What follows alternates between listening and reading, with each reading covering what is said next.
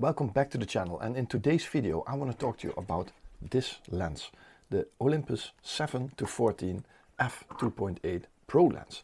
And you can see that it has a very bowl-shaped front element here. And in last week's video I'll show you the image, what this is about. This is the particular image. There were a lot of questions from people how I got the structure in this image straightened out again, if I did it in camera or post-processing. So we'll get to this image at the end of this video and I will show you how I processed that. So there's a link up here to the video where you can see how I shot this on location. But let's first talk about this wide angle stuff. Now first let's do one thing different, because I want to show you something that I am really proud of, and hopefully you want to support this channel in a different way than watching this channel also. So what I've been busy with over the past couple of months, a little side project, I created, let's have a look, my very first calendar. So this is for 2025. It's on sale for pre-order at the moment, and all calendars will ship out before the end of October. So anywhere in the world this should arrive in time for the new year. So you can see that one of the ultra wide angle shots that I shot with the 7-14 is actually on the front, and there are 12 pages in the calendar with an image that suits that particular time of year, or that mood and atmosphere from that time of year. Also, every image comes with a QR code. If you scan it, you can see how I shot that image on location. So 12 images plus the one in front, 13 images that I am very proud of. If you're interested in this calendar, please use the link underneath this video. You will get to my webshop on the website and you can order this calendar. So they are up to pre-orders from this moment on, and I will personally signature all the pre-orders. I have no idea how I'm going to do that yet, because they are going to come in a sealed thing, so I probably have to open it up, put my signature on, and then put some tape over it again. No idea how I'm going to do that, but I am going to fix that. So if you're interested, go to the website and order the calendar. So you will massively help this channel, and yeah, it was a lot of fun to create this. So let's continue. I want to show you a couple of images that I photographed with ultra wide angle lenses from years ago, and I have actually never made a video about those wide angle lenses before, because you probably know when you watch this channel that I don't use it that much. You know, I really had to dig through my portfolio to search for some images. So the first couple of images that you're about to see are shot with an older 4/3 lens. So this is a 7mm, and these ones are a little bit wider. These are shot with an 11mm. So this is in South Africa, but you can really see that you can use it to emphasize the foreground, to show a foreground element in your image.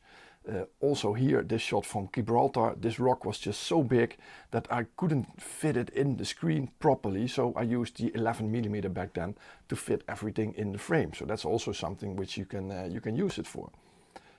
In this case, I used the 7mm 2.8, so that is with this lens, and I just really tried to capture everything of this path running down behind the waterfall towards the light.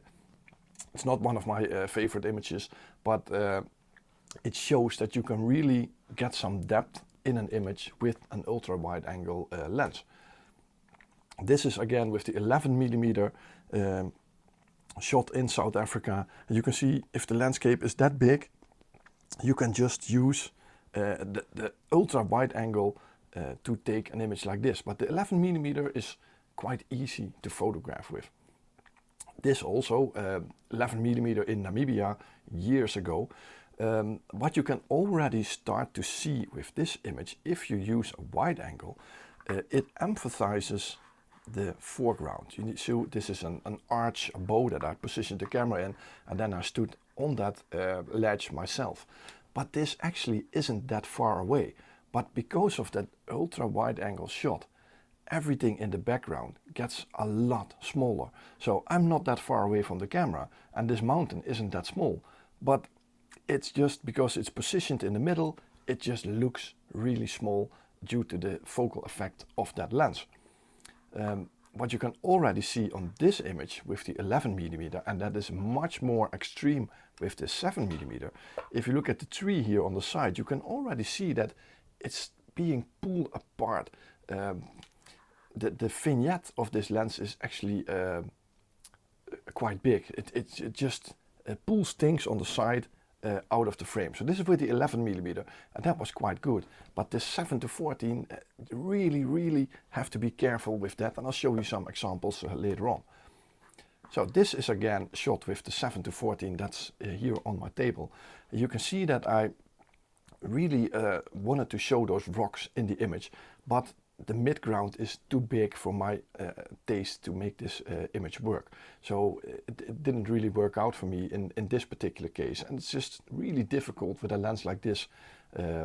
On the other hand, it's easy because you can photograph everything. Every foreground is a potential subject, but it's also very difficult to find those subjects. But you also have to be careful for, you see it here in this picture in France. I just noticed this piece of moss here on the foreground, and I wanted to include that. So I really held the camera like this, positioned that in the bottom here. You can see that it's a little bit pulled out of each other due to the distortion of the lens. I just said vignette, but I meant distortion. What also happens is that the background is getting smaller and smaller. You can see it here also. Those trees aren't that far away, but because of that wide angle, it just looks like that. And you can also use it the other way around. So if you sit underneath a tree and you're aiming the camera a little bit up, you can make this tree appear much bigger than it actually is in real life. That's what I did in this particular image. And also did it in this particular image. This didn't work out really well, but just to show you, you can choose one tree to emphasize in this point. And once again, this is with the 7mm, and you can see on top here that those leaves here, this distortion is starting to pull it out of shape, and you really have to be careful for that with these wide angle shots. This one worked out a little bit better, and why is that? No one knows what this dead tree looks like, and that's what it's about. If you have a subject that the human eye doesn't recognize the shape of, in this case, the tree starts looking a bit odd. It's a bit off. You can see that it's starting to appear much bigger on this side than it is on this particular side, which actually isn't the case in real life. But in this case, there's no reference here of how this tree is supposed to look, and that's when you can use that 7mm to your advantage. So again, here I use those roots in the foreground to emphasize it with that distortion. They are being pulled apart, which made it look a lot better, bigger. Now this is another example of the 7mm using that foreground here, just a bush, including in everything in this frame. So this is a shot with live composite, and I'm actually quite liking this shot. When I shot it, I was having my doubts, but it's starting to grow on me. So I'm quite pleased with this shot. I'm taking a little sip to drink here. And here also on the other side, this is actually 180 degrees the other direction. You can see I wanted to include this purple flower and those white flowers in my foreground, but also those mountains in the back. And the funny thing is that those mountains aren't that big in real life, but because they are positioned on top of the frame, they are stretched due to the distortion of that lens. And you can see that phenomenal here, very good in Scotland. This mountain isn't that big, but because it's in the top part of the frame, and you can really do it if you're in a mountain area, or for example get a bottle of beer on the table, just move the camera up and down and you will see that your subject is stretched out completely. And that's what happened here with that mountain in the back and the stream in the foreground. It's all stretched apart due to the distortion of the lens. Same thing here, placed them in the top of my frame, which really worked out well in this particular case. And in this case, it's starting to get a little bit more difficult. You can see this is something that the human eye recognizes. We know that how it works, but this is a bit of a strange staircase, so there's not much to look for. But if you look closely, you will see that there are a couple of things wrong with this image. For example, those railings here are much higher than they appear to be on this side and on this side. But also the boardwalk here is much wider than it is on the rest of the staircase, and this has all to do with the distortion of that particular lens. So this is also a 7mm shot with this thing, but because of the shape of the staircase being a bit weird, we don't immediately recognize what is wrong with this image, and that's why I think it still seems to work here. In this case also I used the distortion for these wooden boardwalks here, but no one knows how far these are going, and it actually, if you look on the top here, the boardwalk ends here, so it should be a straight line down like this, but the distortion just pulled this whole bottom section apart, creating this very wide boardwalk, which actually isn't the case. It's just like up here you can see these wooden planks up here. This is about the size that this particular side was, but I just used that distortion to emphasize this and to lead those lines into this image. And the same thing here, and this is where it gets really, really difficult. And especially in cities, there are all these straight lines that people recognize how they are supposed to look. For example, that door was completely in this image like this, so I had to recover it in post-processing, and maybe I can show you this image later on in the video how I did that. Yeah, you can see it here also. You know, I am much thinner than this. This is all distortion pulling my body apart. Okay, next image. But this is probably the best example that I have for this particular video. You can see that this image is with a 12mm. You can see that this island is actually pretty close by here if you look at it, and this tower is straight up. So the next images that you are going to see are shot from this particular tree down here. So I was sitting on this spot shooting with that wide angle towards this tree. So I should even be closer to the island that you're seeing here in the back. But this is where it gets interesting, because you can see that the island appears much smaller than it does in the last image with this particular image. This isn't even at 7mm, because this is a 9mm shot. So then I decided to put it in portrait orientation, and that's what you're seeing here. So the island even got smaller because this is a 7mm shot, and the tower up here is straight up. But you will see in the raw file that I'm going to show you after this that isn't the case. This whole image, there's nothing in this that the human eye recognizes what shape it was supposed to be, except for this tower here on the island. So I really had to recover that in post-processing to straighten that, just to make sure that no one would see that this was such an ultra wide angle shot. And you can see in the bottom here that it actually really helped me with this image, because the distortion pulled those rocks much wider than they are, creating this leading line into the image that actually doesn't really exist when you're sitting there. It only exists when you look through a wide angle lens like this. So this was the image that you were in last week's video, and I will show you how I put this straight up after this. So that's what this video is about. And what are the pros of this lens? Is actually very simple. You are able to get these ultra wide angle shots with this particular lens. And I'll show you another image. This is shot last weekend. There was a meteor shower coming over at night, and this lens with 2.8, I just positioned it straight up with the Milky Way diagonally through the frame, and just pushed, made a sort of a time lapse waiting for these meteors to come by. And then at one point I caught this meteor straight in the middle of my frame. Just really happy with that. But that shows that you can, because of the wide angle, the chances of photographing something like this are much bigger. If you have a smaller angle, you just have to hope that this meteor comes by. So this wide angle is just really good for yeah, those kind of situations where you want very much in the frame, or you want to emphasize the size of a mountain, your foreground, that's when a lens like this is just amazing. And the quality, the sharpness, the weather sealing of this lens, it's just phenomenal. You know, it's one of the best lenses I think that I own. Also one of the most expensive ones, but it's a lot of money for something that I don't really use that much. And why don't I use it that much?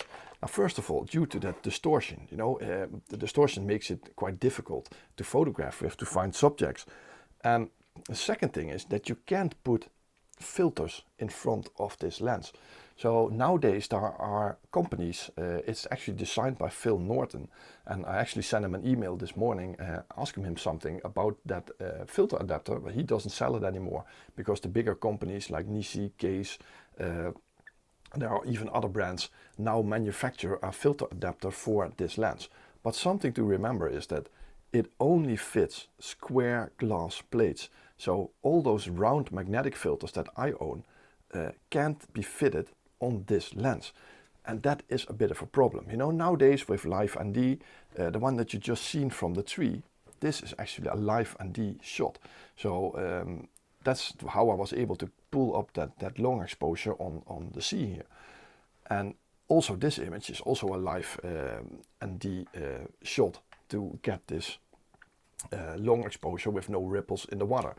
But normally you can't fit them in with a round filter, so you can only use square plate filters before this lens if you use that adapter. So I've never used it, but if you are looking for something that does fit that yeah, those filters, you might also be interested in the 8-25 f4 Pro lens. So that one does fit in filters. It's very wide, it doesn't have that extreme distortion, and it's not that sensitive for flare because of this bowl shape. I'll show you again. It's very sensitive for flare in the image, so you really have to shield the sun. If the sun is right in your frame, it's going to be very difficult to photograph with this thing. But if the conditions are there, if the spot is there, this is a magnificent lens. But if I look at this particular image, this is 7mm. If I had the 8mm, I would not have been able to capture this shot. I needed this ultra wide angle lens to do that. So will I sell it? No. Am I going to use it more? Probably not. But I am interested actually in those astrophotography things. Maybe I'm going to do a little bit more of that in the future. But yeah, let me show you how I fixed that biggest problem of this lens. You know, flare, all that stuff you can hopefully recover when you're out in the field. Make sure that it doesn't hit your sensor. But when you're, for example, here in Lightroom, let's go to this image. You know, this is the final image. You can see here how I straightened up this tower here in front. But now let me show you the original version. So this actually is the original version of this particular image. And you can see that the tower here is completely diagonal. So everyone watching this photo will immediately say, oh, there's something wrong here. You know, this is not a good image. So how do you fix this in post-processing? And actually fixing this issue already starts in the field, because you have to have enough breathing space around your image. When you're going to straighten these images out, Lightroom or Photoshop or whatever software you're going to use is going to cut away parts of your image. So if you place your images too far to the side, it will cut things off and you will ruin your image. So if you go down in this section, there is the transform section. Sorry, I'm noticing now that I didn't translate Lightroom to English, but you will find it here. So there are a couple of options here, and you will see that it actually never really works. So this is a bit of a hidden tool in Lightroom. If you don't know how to use it, it might be a bit difficult. But let's turn this off. And the one that you actually want to use is the one here on the right top. yeah, it says hulplijn. I don't know what the English word is, but it has something to do with lines, guiding lines that you can use. But now you get this, this dot, and what you actually have to do is you have to look at the part of the image that is not straightened right, and you're going to pull this line straight by it in the same direction of the building. So you can see that I've positioned it on the side of the building here, and the second line, you can put the second line vertically also, but I want to make sure that I'm going to keep that horizon straight in this image. So you can see that right now, if I turn it off and on, off and on, you can see what it did to this particular image. And this is also immediately where you can see that I have to cut away a large part of the left side of this image. So if my subject was too far to the side, it wouldn't have worked. So I think the final cut was something like this, and you can see now that this building is straight up. And sometimes it's just not good enough, or you position the lines not correctly. If you go back and you push this little icon up here, you can see your lines again, and you can actually start adjusting them. And you can see that you can go crazy here if you want to. So let's look at that image from last week, because this is a really nasty one. So this is the final image. This is what happened after I straightened the image, and this is the original version. You can see that this building is completely out of shape here. It just doesn't look right. So let's go to this guidelines again, and this is a bit difficult because this building does not have straight lines here. So that is a bit of a different situation. So, and then I'm going to place the second line like this, and in this case you can see that it's still not completely how I wanted it to be. So, and that's when you're going to start to play around. Like if you go crazy on this direction, you can see that it gets completely wrong. But when you move it a bit like this, you can see that it's straightened out. And the only problem that I was facing, and I just decided to accept it the way it was, is if you zoom in, let's do it like a 50%, I think that's easier to show you, is that the building on top is straightened. It's a little bit too far, I think. I think it has to be like this. But in the reflection, you can see that it's not completely straightened. And that's quite difficult in this particular image. But I just decided to leave it like that. The way I eventually straightened it is actually like this. And you can see that there are giant white borders that appeared here on the side, which really didn't look that good in this particular image. So what I did to fix that again, I went to Photoshop. So let's go to Photoshop here. It has to start up for a second. Then I can show you how I fixed those white dots on the side, because I actually used a generative AI fill to fill up those blank spaces on the top. You can also take a second image that you can align underneath this to fix it. How I did it, let's have a look. I think I used this, and if you push the shift button, you can select a second part. You can see that I now selected both these parts. If you just hit delete, look at this, it says generative fill. So I just want to generate something. I'm not even gonna put in text. I'm just gonna leave it up to Photoshop. Now it says something has gone wrong. Fill with rest of the image. Let's see if that works. So I'm just gonna wait. You can see that Photoshop is generating now for the side. So you just you tell him what you want it to fill it with. And then usually on the side here you get 3 options which you can choose from. And you can see on this first option that Photoshop actually did a really nice job to fill up those gaps here on the side of the image. Let's see how those second and the third ones look, they're actually all pretty okay if I look like that. So this is how I straightened these images, and I did a lot of things to this particular image. You know, I edited the shit out of this one. You know, if you look at all those bubbles here in the water, you know, oh, I was so frustrated about those bubbles. Even with the long exposure, they stayed in my frame. They weren't moving. So I actually used this clone tool here, and I spent ages. I have to make one layer here before I can show you this clone tool.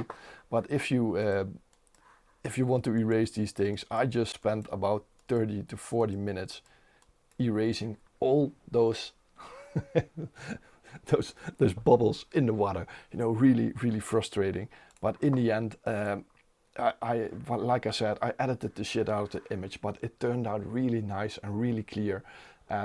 Yeah, I don't really mind doing an edit like this. It's still my image that I used. Only I used a couple of tools to fix a couple of problems that were wrong according to what I did. So let me go to that image that I wanted to show you from that city shot.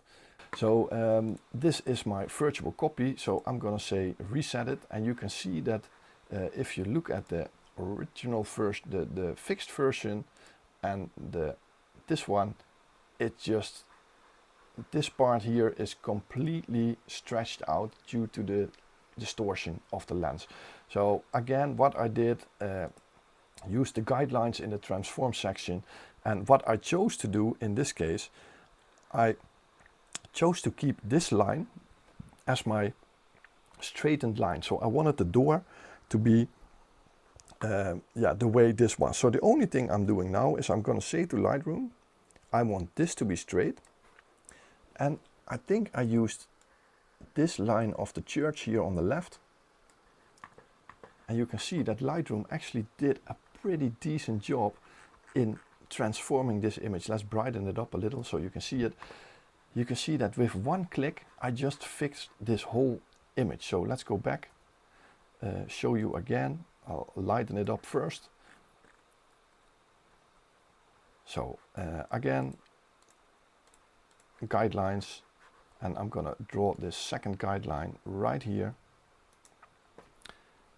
And this is everything that I did to this particular image. But I knew when I took it that I had to leave room here on the left side. And you can see that there is a little bit of space here on top. That is, this chimney isn't high enough or isn't low enough. So I should have left a little bit of more space on top of this image. And if you look at the final result, I think I just left it like that. So let's lighten it up a little bit. I made it a real dark image. No, I didn't leave it like that. You can see what I actually did in Photoshop is I moved the chimney down a little bit just to fit in the frame. So those are the tricks that I often use to create images like this. So I hope you like this little instruction of how to fix the distortion problem of this lens. Once again, if you want a lens that's a little bit less disturbant in the distortion part, look for the 8-25, which is a great multifunctional landscape lens, which does take filters, isn't as sensitive for flare, but in some occasions you just need that 7mm. And also for night photography, astro, this is just a really fabulous lens. So I'm probably never going to sell this one, especially if you know, I think this was 1400 euros. I think if I sell it now I will get 600, maybe 700 euros. So I'm never going to do that. I'm not going to waste that money. And once again, don't forget, please, if you want to help the channel, if you want to support me, look at this calendar on my web shop. There's a link underneath here in the video, and your help is massively appreciated. So I hope to see you on the next video, back on location again in the Netherlands, and hope to see you then. Thanks for watching. If you didn't already, please push the subscribe button underneath this video. Everything I do is usually on location, but also tutorials like this, reviews. This is a bit of everything, I guess, in this video. So I hope to see you on the next one, and please push that like button and leave a comment. I think I've said it all now. So see you next time. Bye bye.